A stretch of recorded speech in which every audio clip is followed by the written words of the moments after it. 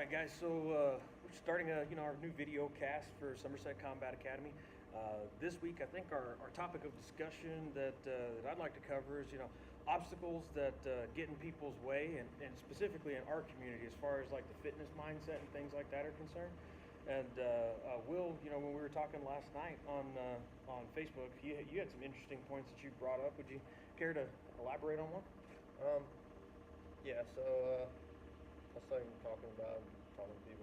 I think a big problem is a lot of people are just afraid to, be go to the gym, show up, and then like not know what they're doing, being afraid. And it's just fear of the unknown kind of thing. It's like that stigma of like, man, I don't really know what this does, and I don't want people watching me type deal. Yeah, a lot of it is like not wanting people watching you, also like not wanting to get people watching you, also not wanting to get feel like you're getting shown up by somebody else and stuff like that. Like people feel like they get judged whenever they go to a gym. Like if you go to a gym, that means you have to be fit. You have to, look the part. Otherwise, what's the point of going to a gym?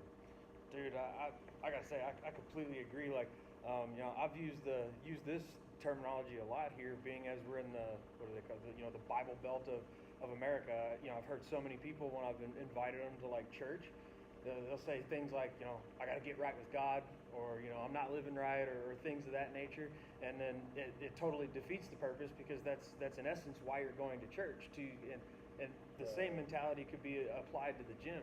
Like when you like, that's the whole purpose in going to a gym, is to get in shape. But people have this false concept of, oh man, I gotta get moving and stuff, and then I'll come to your gym and check it out. I've got to get in shape to get in shape.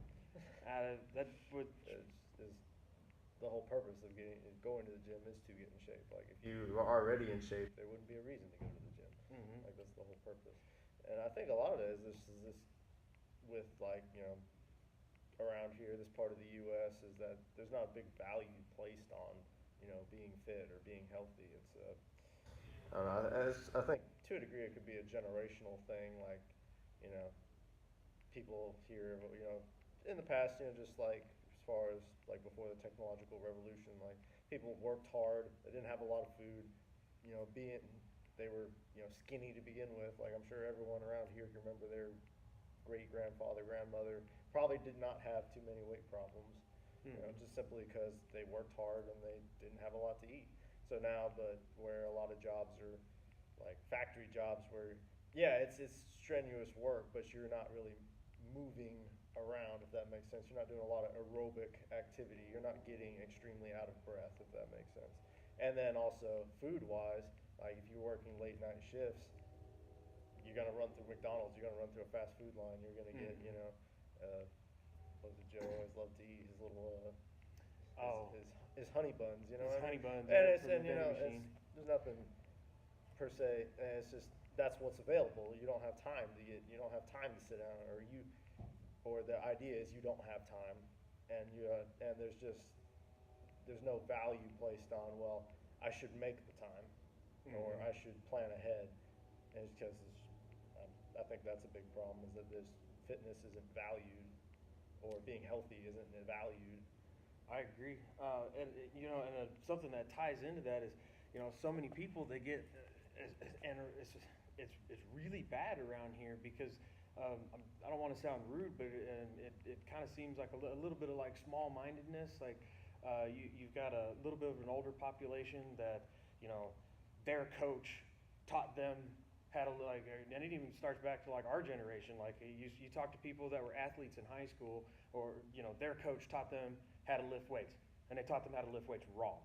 Like 100% of the time, they've taught them how to lift weights wrong. And it's not their fault, because their coach taught them how to lift weights wrong. And then you've got people that are only in their like late 30s, early 40s that have neck problems, shoulder problems, back problems. And every single one of them can relate it back to high school football, lifting weights, high school basketball, running.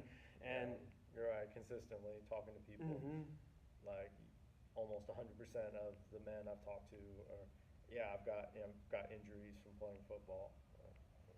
But and if you try to impress upon them, like, okay, well, with the functional fitness movement, the whole concept of it is taking the weights off, starting to build the foundation. It doesn't make any sense to build a house starting with the trusses. Yeah, you know what I mean? Yes. We with the functional fitness movement, and in gyms like the one we're at here, we start at the bottom, very little weight, everything's appropriate movement, form, and functionality, and then the weight starts going up and the fitness starts going up, and then that's how we move the needle. But trying to get people who have done something the same way for so long to change the way they go about things is a very difficult task. And it's, matter of fact, I think if I'm not mistaken, isn't the definition of insanity the continuation of a course of action without regard to previous failure? If you do something and you're consistently getting injured at it because you're trying to lift too much weights or something like that, you remember what G said? G was our strength and conditioning coach in California, Mike Garasimovich, and he used to laugh because he'd be like, you get these guys that they finally get that 350-pound bench press and blow their shoulder out, or arch their back and injure their spine. And he's like, that's the same concept as like learning how to cook. Hey, Mom, I finally made toast, but I burned the house down. It doesn't make a whole lot of sense. Yeah, that's true. I think a lot of it is like, is that, yes. And they don't, and that ties back into like being afraid to come in. They don't want to admit that hey, maybe I haven't been doing things the right way, or maybe, like, oh, I got injured before doing it, so I'll get injured again or something like that. And kind of afraid to try new things, or maybe admit like, hey, maybe I need to start out on the bottom, work my way back up. Mm-hmm. Yeah. That's definitely a frustrating concept, and it with the martial arts and functional fitness stuff, a lot of times people where our community here has been so long engulfed by like the Globo Gym mentality. For a long time ago we had Somerset weightlifting or Somerset Fitness or something like that. That was back when I was like a little kid, and then it turned into Gold's Gym, and then we've got a couple of 24-hour type fitness centers now, and it's a lot easier for people to find that time to like either A, go in by themselves, or B, that's the only mantra of fitness that they've been exposed to is the freestyle lifting weights. That the prospect of training inside a group environment is really what's the word I'm looking for, scary to them.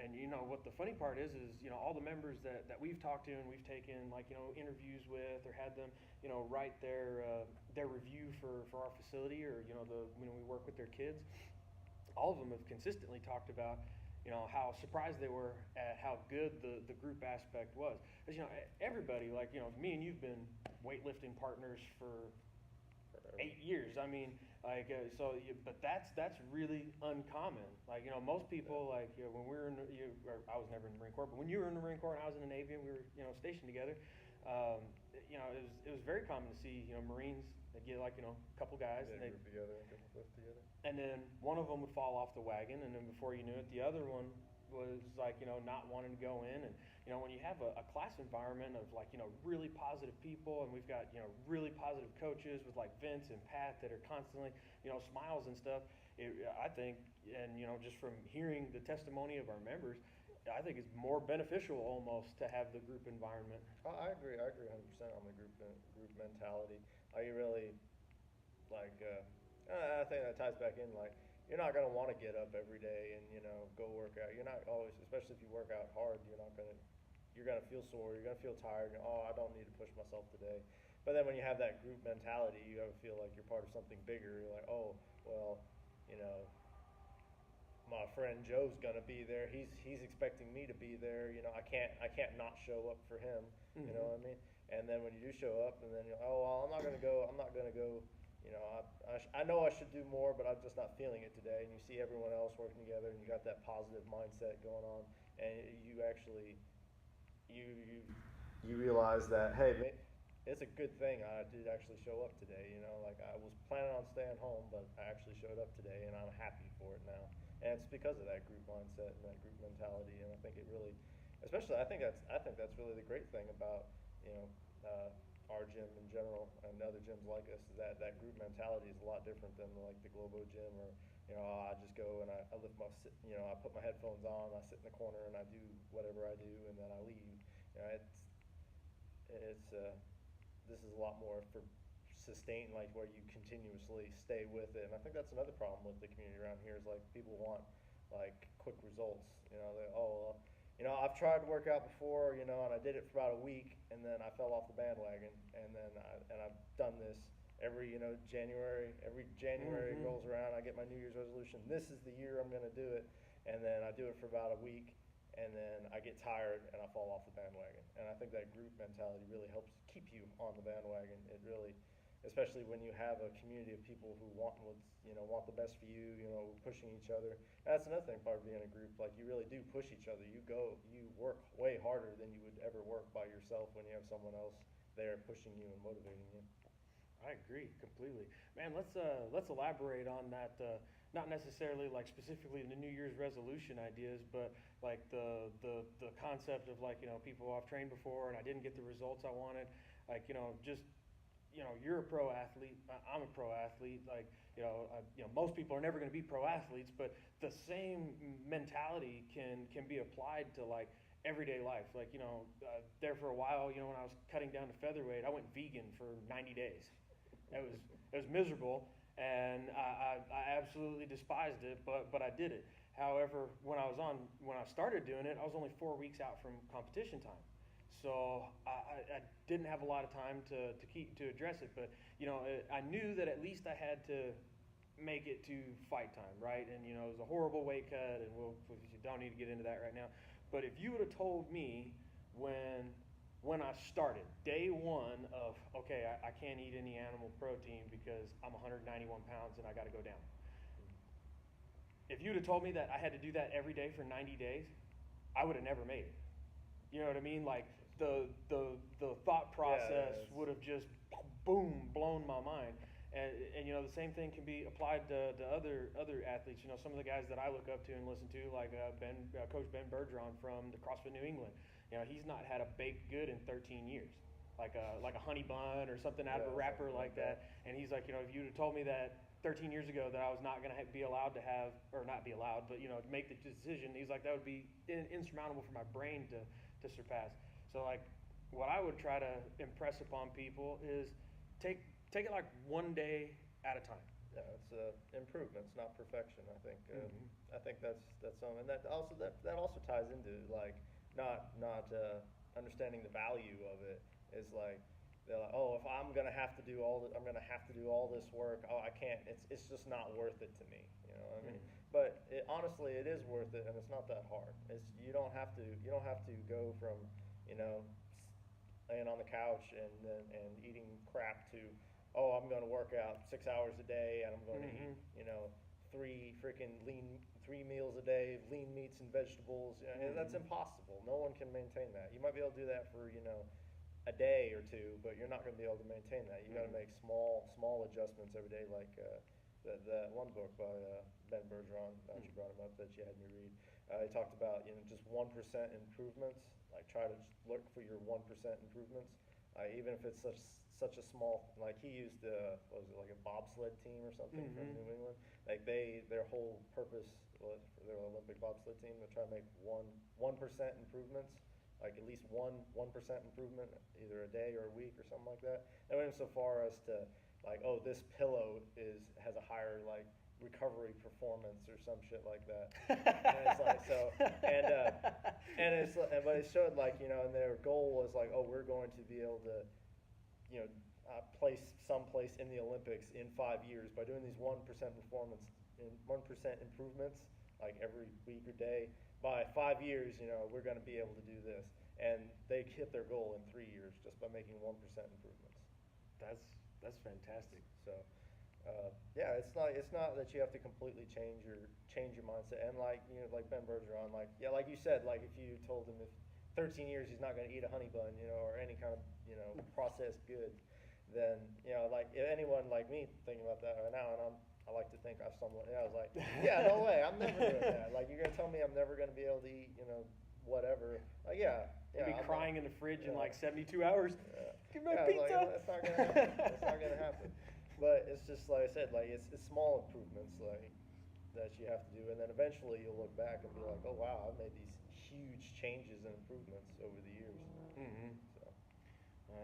You do definitely got to break off but that the what's the word I'm looking for? The marketability of fitness today is trying to sell everybody their 10-minute abs, their Yeah. 6 weeks 60 pounds, their 10 days 10 pounds, and all that stuff's ridiculous. Some of it may very well work, especially for people who are substantially overweight, because the more overweight you are, the easier it is to get rid of it with small changes. But at the same time, it's not sustainable, like you were just talking about.